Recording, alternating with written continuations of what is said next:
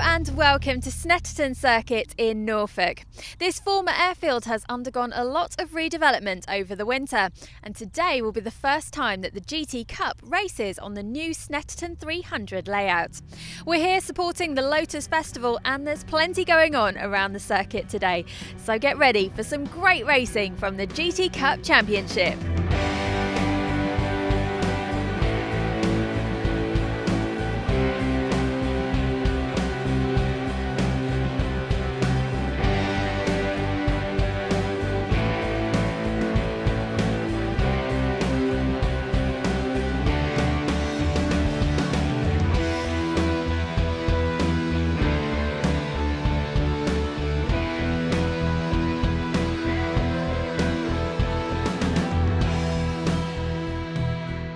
2011 is a landmark year for Snetterton. As it celebrates its 60th year, it's undergone a multi-million-pound redevelopment, resulting in a brand new multi-circuit layout. For the fans that have showed up today, the new infield is proving popular as there's lots of great places to watch the racing from. But let's head down to the paddock and see what the drivers make of it. It's good. They've kept a lot of the good bits of the old Snetterton circuit and added some interesting corners. Love it. I think it's great. The improvements are just transformed the circuit. Yeah, I quite like it. It's the infield bit's quite tight and twisty. For the heavy cars, it's quite hard to get them stopped in time for the new corners. But all in all, I think it's a good mix of corners. Fantastic circuit, really fast, really slow. There's one particular corner called Hamilton, which looks a lot slower than it actually is. You can really throw it in and get round in fourth gear for my car. But yeah, the changes they made are fantastic. I loved Snetterton as it was, but I think this is an improvement. I think Coram, I really like the new bit, but I like the old bit anyway. But I think adding the new technical bit in the middle makes a real difference because it just makes it a much more interesting circuit. It's an interesting track now, a lot of tight, twisty bits. And you can see that from the average times. So, for example, at Silverstone, we're doing an average around the track at 99 miles an hour, and here it's more like 86 or 87. So a lot of hairpins. Good for Porsches because you can get the power down early.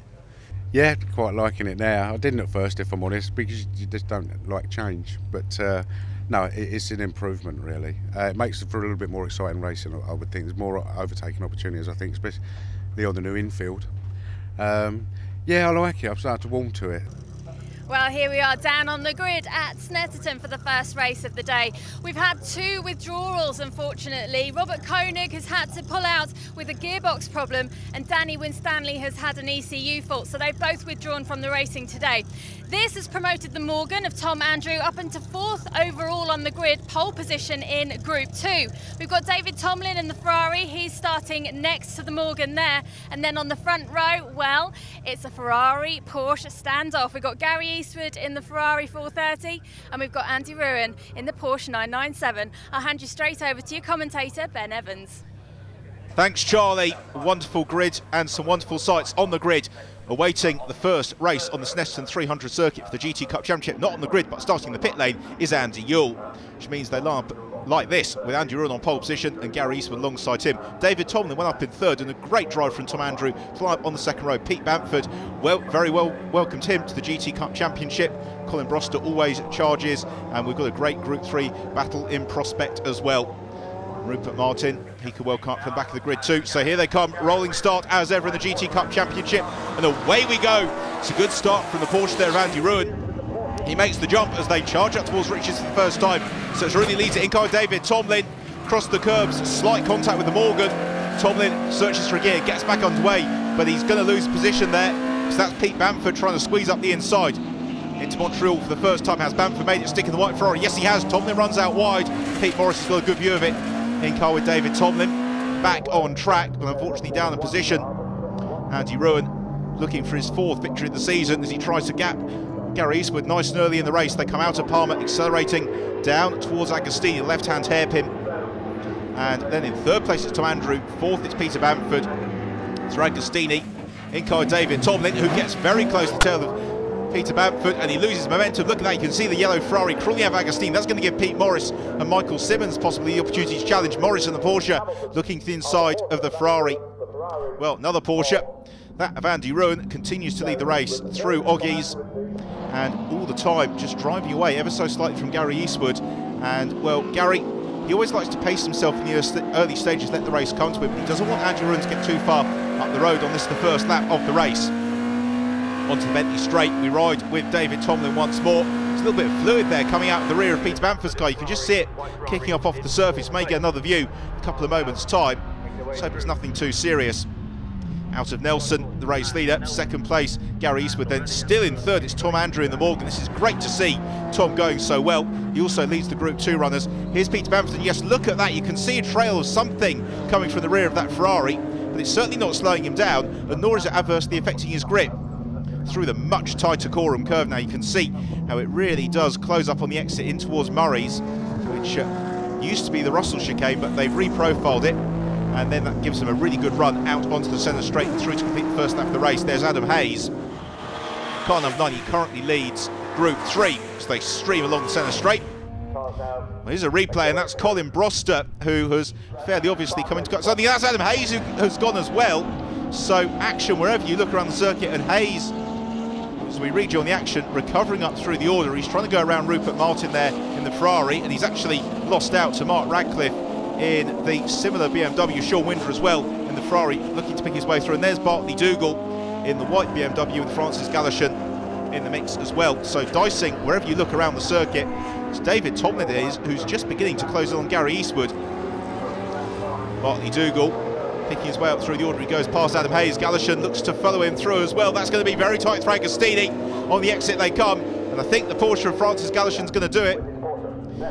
As Bartley Dougal, no, Galashan didn't do it, and if anything, it's now Hayes who's back on the tail of Bartley Dougal, and Bartley Dougal in turn trying to pick his way past Sean Winder. Now, Bartley Dougal's in a Group 3 BMW, Winder a Group 2 Ferrari, and therefore Sean is able to drive away from Bartley down the Bentley straight, and then through Brundle and Nelson. This is where Bartley Dougal will try and just fling the car through the corner a little bit, which he manages to do. But he can't quite get onto terms with Sean just yet. Through the bomb hole, one of the very few corners at Snetterton that's not been reprofiled over the winter. And look at that, Andy Yule as well from the pit lane, a little Chevron GR8. He is up and in the mix. Absolutely brilliant dicing. This is through goes Bartley Dougal. Well, I said a lap ago it wasn't really an overtaking point at Murray's, but it certainly is for Bartley Dougal. Through he goes, up the inside. And so Dougal gaining the place. Back to the leader, Andy Rowan continues to lead, but look at this for second place. It's the Ferraris going head to head with Gary Eastwood in the black machine, David Tomlin in the red one. Now what can David do? Can he pick his way past Gary Eastwood? Well, Gary going nice and tense on the way to the bomb hole, and then moving across, very assertively claiming the line. And there's absolutely no way through there for David Tomlin. Andy Rowan it is who still leads. Well, Gary Eastwood and David Tomlin out of the cockpit, two of nicer people you couldn't hope to meet, but behind the wheel they certainly want this second place, and they really are going for it. This is what the GT Cup Championship has become renowned for, wheel-to-wheel dicing. Right, we sit on board with David Tomlin as we accelerate up centre straight on towards Rich's, the very fast right-hander, which does tighten on the exit. That's the very fast right-hander, which Gary Eastwood runs wide on the exit of, and off he goes, and he mows down the crops, and oh no, Gary Eastwood into the field. Right, back to Group 3, and this is the fight for Group 3 honours. It's Mark Radcliffe who leads it in the orange machine, number 19, and then Bartley Dougal in second, Bartley Dougal in first, through he goes, up the inside into Agostini. Bartley Dougal gaining the lead of Group 3, nothing really that Mark Radcliffe could do about that. And what about Andy Yule in the Chevron GR8? We just caught a glimpse of him there, and Andy Yule coming through the mix, through the very fast Hamilton, and then breaking down into Oggies. Really an overtaking corner, this one, more one where they like to try and gain the speed on the exit, which takes them through to this corner, Williams, which then propels them onto the Bentley straight, although Radcliffe missing the apex by quite some margin. Now that is going to cost his exit speed ever so slightly. Here's the battle for Group 2 honours. Tom Andrew has been reeled in by Pete Morris in the Porsche, so wherever you look there's fighting for Group honours, and the multi-mark element of the GT Cup Championship really coming to the fore. Now what can the Porsche do? Pete Morris, can he find his way past Tom Andrew? Braking into Murray's, braking very heavily into Murray's, goes Tom Andrew.